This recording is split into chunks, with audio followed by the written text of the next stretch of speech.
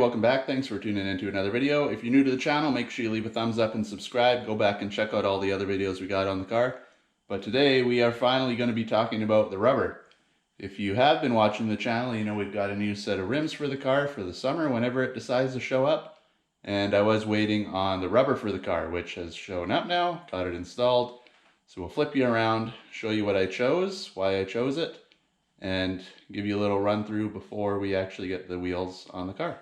Alright, and these are them. If you missed the last video, we picked up a set of niche 20-inch Misano wheels. These are the matte black version, and you can see we have finally got some rubber on here. I went with the Firestone Firehawks. They have awesome reviews. Everybody that I know personally that runs these things has had no issues and they love them. The best thing about it is compared to the competitor tires, these are about half the price. I mentioned in my last video that the Michelin Pilot Sport 4S's that come on the Mustang originally, if I was to get them for this, is roughly, depending, because I got 275s up front and 305s for the rear, it's between $650 and $680 per tire.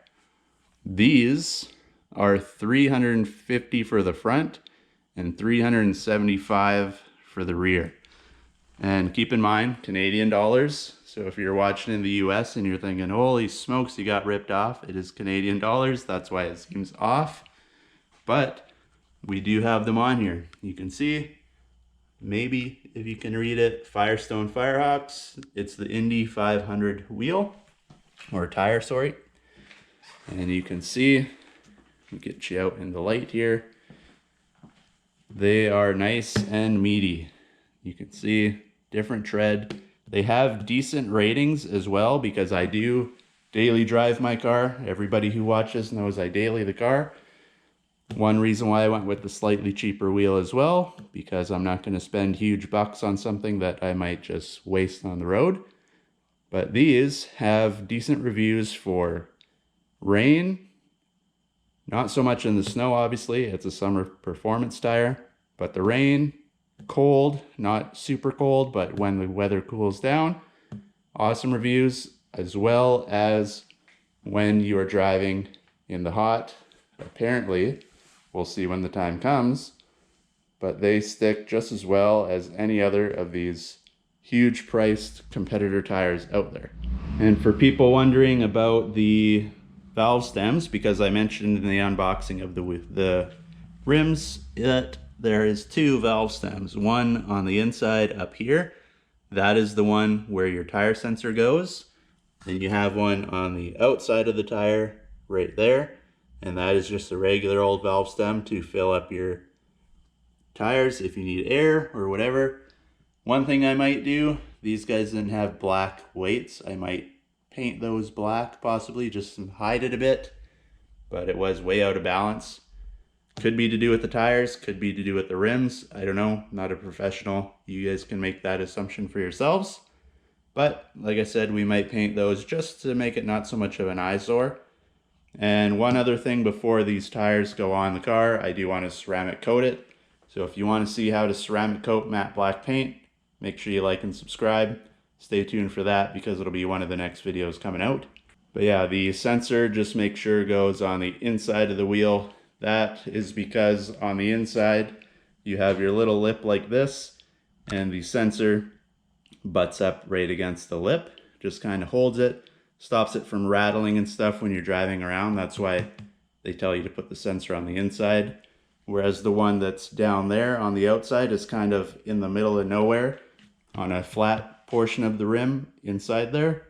So if it's sticking straight up like this, you're gonna get that wiggle and vibration when you go around, and it's gonna throw everything out of whack and give you a bunch of codes and stuff on your dash. So make sure you get them to install it correctly when you first go and get it all on. And another thing to keep note of, if you're wondering how the bulge on these tires are, is you can see there is a bit. Like I said, this front rim is a 9.5, and this is a 275.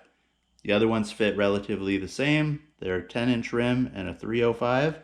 You can see from the rim, there is a bit of a bulge there. Just gives you a little bit of protection if you have a little bit of a whoops driving around and you hit a curb or something. It's not going to go straight for your rim, but there's definitely not much there. The Pilot Sports we have on the car before, they have almost, I'd say, I don't know, 1/4 inch, maybe even 1/2 inch lip before the tire comes up.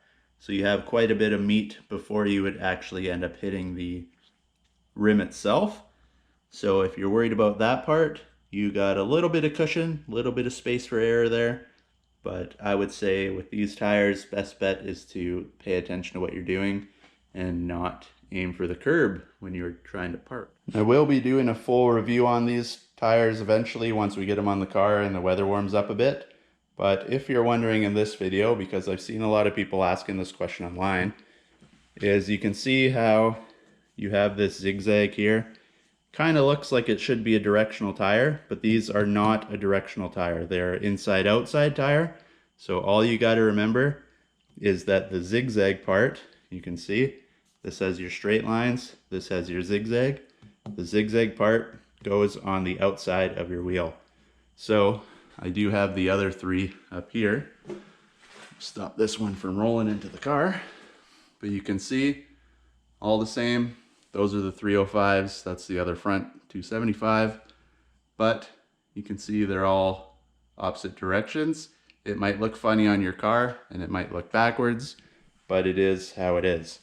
So what I mean by that, outside of your rim on this side, make sure that is on the outside. If it was a directional tire, this would be on the inside of your rim on the other side of the car, because the tire would have to be the other way, because it's all got to spin one way. But it's not a directional tire, it's an inside and outside tire.